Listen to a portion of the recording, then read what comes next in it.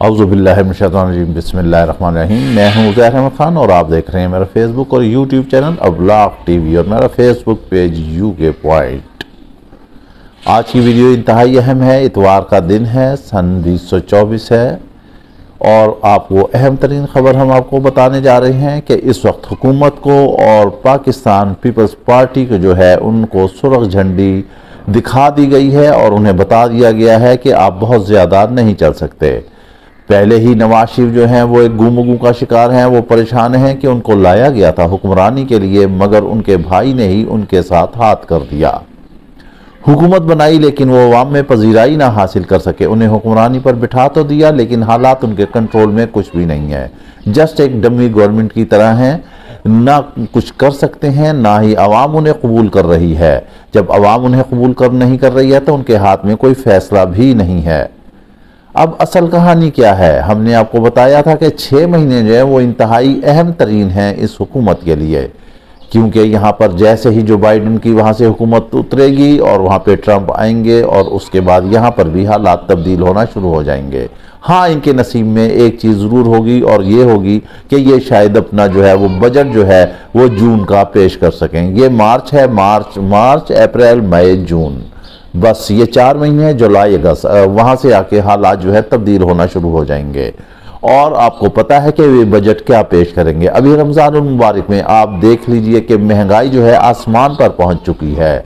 गरीब आदमी की पहुंच से दूर है अशियाए खुर्दोनोश का ख़रीदना।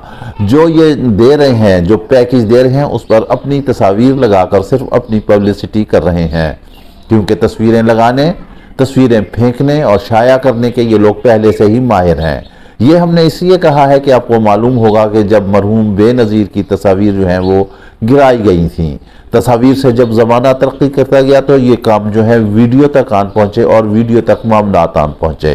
हुकूमत तो मिल गई, इनके भतीजी जो है वो बन गई है वज़ीर आला पंजाब और चचा जान जो हैं वो बन गए हैं वज़ीर आज़म पाकिस्तान, और सदर मुमलिकत जो बन गए हैं वो आसिफ अली जरदारी।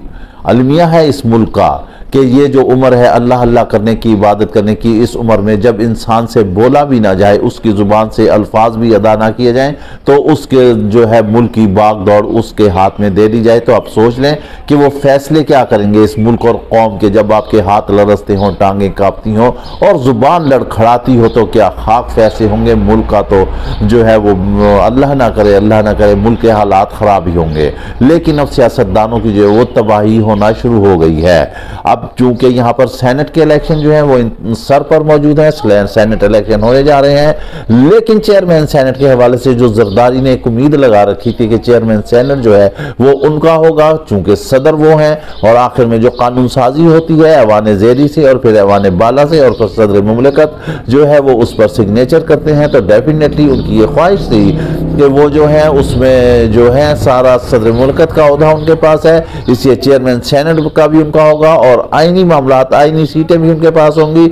मज़े से जो है वो हुकूमत करेंगे, अपनी मर्जी की कानून साजी करेंगे, जो लेजिस्लेशन होनी है वो करेंगे, जो कवानीन पास होने हैं वो ये कराएंगे।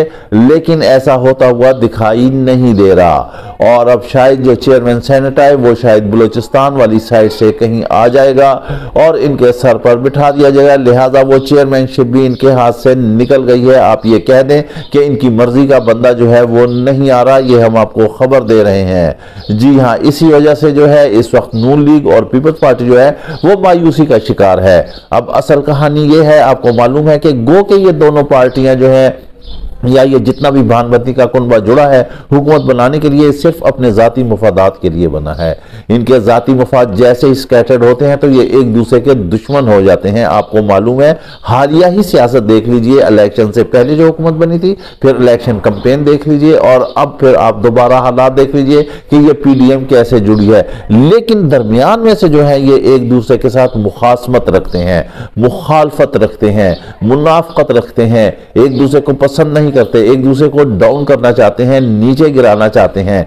और आसिफ अली जरदारी चाहते हैं कि उनके हाथ में इख्तियारात हों, और शहबाज शरीफ, नवाज शरीफ, मरियम नवाज चाहते हैं कि उनके हाथ में इख्तियारात हों। इस इख्तियारात की जंग में जो है इन्होंने मुल्क और कौम और जमहूरियत का और सियासत का बेड़ा गर्क करके रख दिया है, लेकिन ये काबू नहीं पा सके, लेकिन ये ओवरकम नहीं कर सके कप्तान पर। कप्तान जेल में बैठकर भी उसने सारी बाजी पलट दी है, हर चीज उलट पलट करके रख दी है। मुल्क कायम व दायम रहेगा इंशाअल्लाह ताला। अल्लाह और उसके रसूल करीम सल्लल्लाहु अलैहि वसल्लम के करम से ये मुल्क कायम रहेगा। लेकिन इन सियासतदानों ने कोई कसर नहीं छोड़ी, लेकिन अब इनकी सियासत जो है वो खत्म होने जा रही है। इमरान खान एक दफा फिर आता हुआ नजर आ रहा है, और बहुत जल्दी इम्कानात हैं कि इमरान खान को जो है बन्नी गाला जो है वो शिफ्ट कर दिया जाए। इसके लिए जो है मुख्तलिफ जो है बिसात बिछाई जा रही है। चेस का खेल शुरू है, चेस में शतरंज का खेल शुरू है, और हर आदमी जो है अपने अपने मोहरे जो है वो आगे बढ़ा रहा है।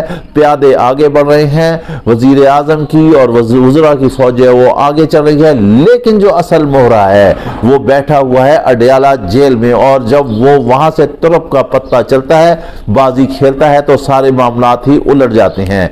हालात जो हैं अब ये बता रहे हैं कि कप्तान जो है बहुत जल्दी जो है वो अवाम में होगा, और ये जो है हुक्मरान जो है इनकी हुकूमत चलता ही करेगा, क्योंकि अवाम ने इन्हें कबूल नहीं किया, वोटों की इन्होंने हुर्मत नहीं की, वोटों की इन्होंने इज्जत नहीं की। ये ज़बरदस्ती आए हैं और कौम इन्हें कबूल ही नहीं रही है। बजट आ लेने दें, बजट की कहानी आपको पता चल जाएगी कि बजट कैसा पेश होगा। अभी महंगाई की सूरत हाल देख लें, और बजट के बाद की सूरत हाल आपके सामने होगी।